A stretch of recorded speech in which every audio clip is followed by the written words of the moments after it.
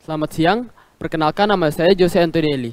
Saya berasal dari SMP Kristen Kalam Kudus Merauke, dan pada kesempatan ini saya akan membawakan sebuah dongeng yang berjudul Karaipe. Selamat menyaksikan. Karaipe adalah seorang perempuan yang hidup di kampung Ipa.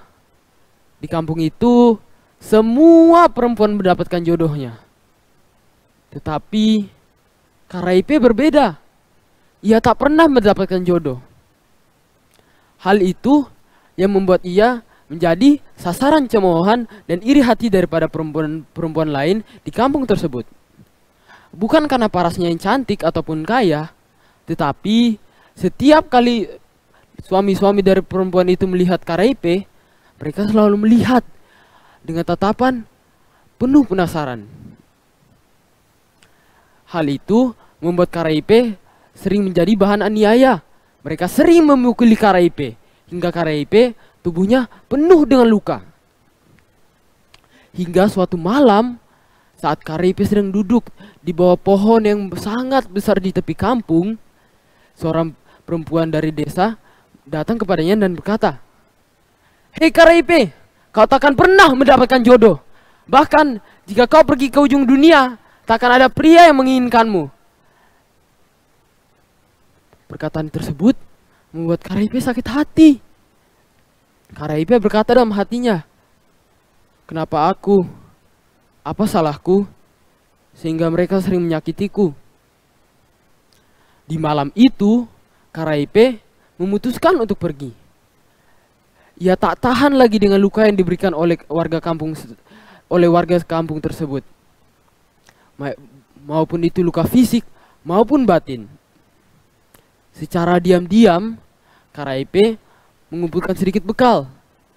2 sisir pisang dan sebotol air yang disimpan dalam sebuah wadah. Saat bintang fajar baru saja muncul di langit, ketika semua orang sedang tertidur karena kedinginan, Karaipe pergi keluar dari kampung. Karaipe menatap kampung untuk terakhir kalinya dan berkata, "Aku harus pergi.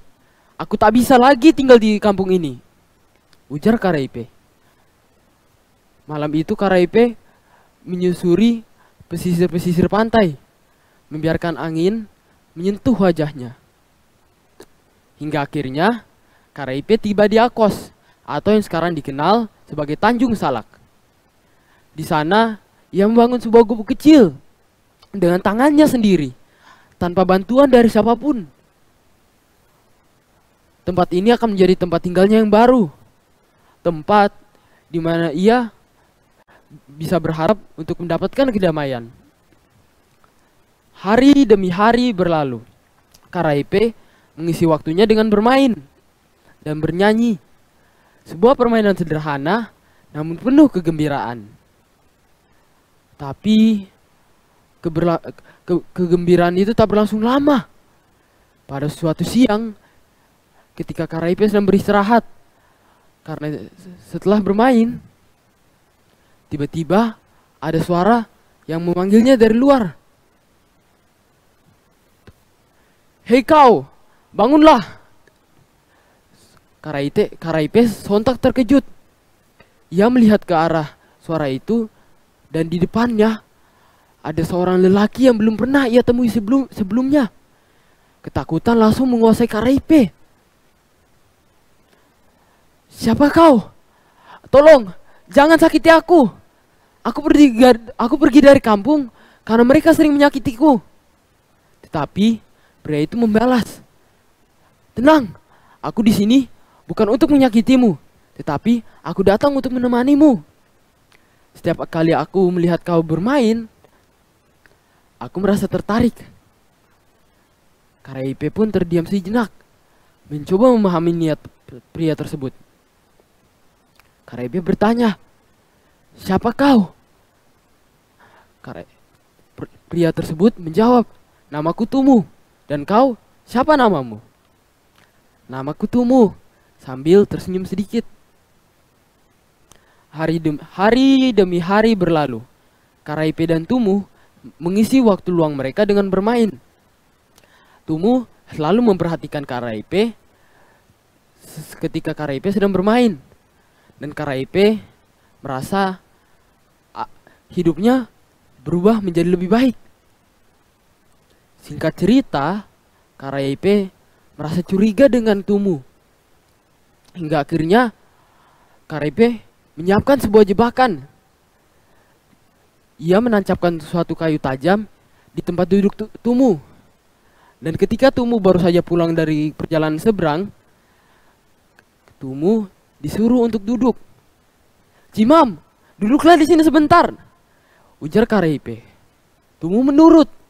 Tetapi ketika ia duduk, kayu itu langsung menancap ke tubuhnya dan membuat ia menjerit kesakitan. Karaip langsung merawatnya. Singkat cerita, Tumu mengajak Karaip untuk pergi ke Pulau Aru, di mana itu adalah pulau di mana Tumu lahir dan dibesarkan.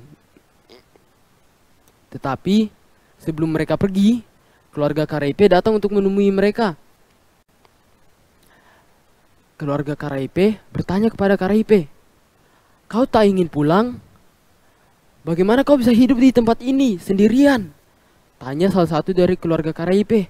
Tetapi Karaip langsung menjawab, "Aku lebih memilih suamiku.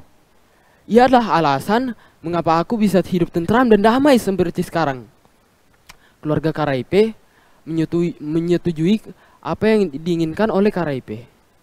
Dan cerita tentang perjalanan Karaip dan Tumu menjadi legenda yang turun-temurun. Kini, setiap kali warga dari Pulau Aru dan Kampung Ipa bertemu, mereka menyapa dengan sebutan penuh hormat, "Moyang." Sekian, terima kasih.